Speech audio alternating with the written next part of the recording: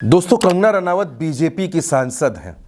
Bharatiya Janata party के ticket पर मंडी से चुनाव जीती हैं, लेकिन उनके बयान ऐसे ऐसे हैं जो भारतीय जनता पार्टी को बार बार बैकफुट पर खड़ा कर देते हैं। दोस्तों, नरेंद्र मोदी महाराष्ट्र में माफी मांग रहे हैं। वो माफी इस बात के लिए मांग रहे हैं क्योंकि छत्रपति शिवाजी महाराज की प्रतिमा गिर पड़ी थी, लेकिन ये माफी मांगने में भी उनको 4 दिन लग गए। लेकिन दोस्तों, अभी आप रुकिए, अभी नरेंद्र मोदी को और भी माफी मांगनी पड़ेगी। भारतीय जनता पार्टी की एक सांसद हैं कंगना रनौत।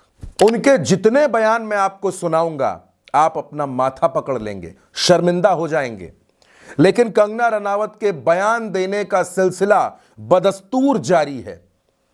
कभी वो जातिगत जनगणना का विरोध करती हैं, कभी वो आरक्षण पर अपना एक नया एंगल निकाल लाती हैं, कभी वो कहती हैं कि किसान आंदोलन के दौरान रेप हो रहे थे, यानी किसानों पर इतना बड़ा हमला बोलती हैं।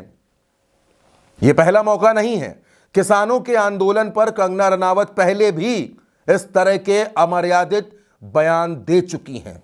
लेकिन हरियाणा में दोस्तों चुनाव होना है, चुनाव की तारीखों का ऐलान हो चुका है और हरियाणा में किसान कंगना रनावत के बयान से बहुत ज्यादा गुस्से में हैं।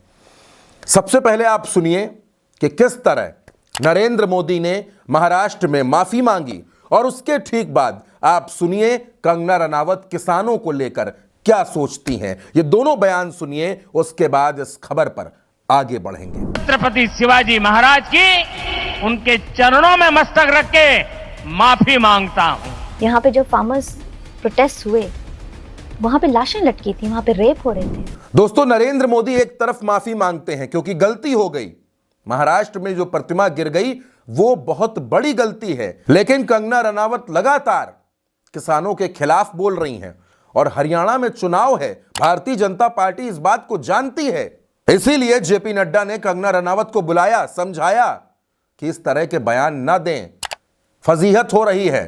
लेकिन कंगना रनावत मानने को तैयार नहीं है।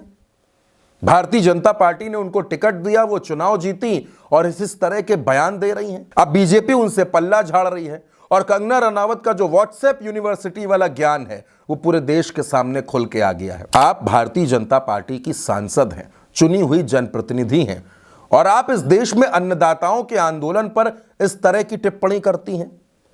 दोस्तों, हरियाणा को लेकर जितने सर्वे अब तक सामने आए हैं, सब में भारतीय जनता पार्टी बहुमत से दूर है। भारतीय जनता पार्टी चुनाव हार रही है और ऐसे में अगर कंगना रनावत इस तरह के बयान देती रहीं, इस तरह से उनके बोलने का सिलसिला लगातार चलता रहा, किसानों का अपमान वो करती रहीं, तो दोस्तों वो दिन दूर नहीं जब नरेंद्र मोदी को हरियाणा में चुनाव प्रचार करते हुए भी माफी मांगनी पड़ेगी, हरियाणा के किसानों से माफी मांगनी पड़ेगी और यह कहना पड़ेगा कि मुझे बहुत तकलीफ हुई, मैं शर्मिंदा हूं कि किसानों के बारे में इस तरह से बोला गया।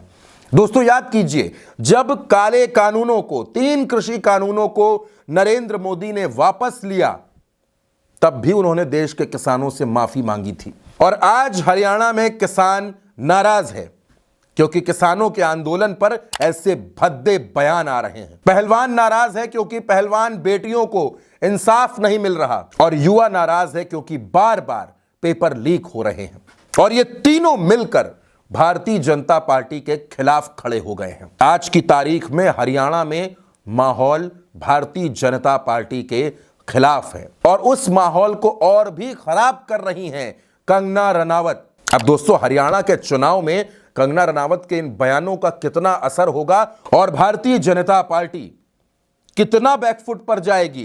क्या वाकई नरेंद्र मोदी को हरियाणा में माफी मांगनी पड़ेगी? दोस्तों, इस सवाल पर आपकी जो भी राय हो, अपनी राय हमें कमेंट बॉक्स में जरूर बताइएगा।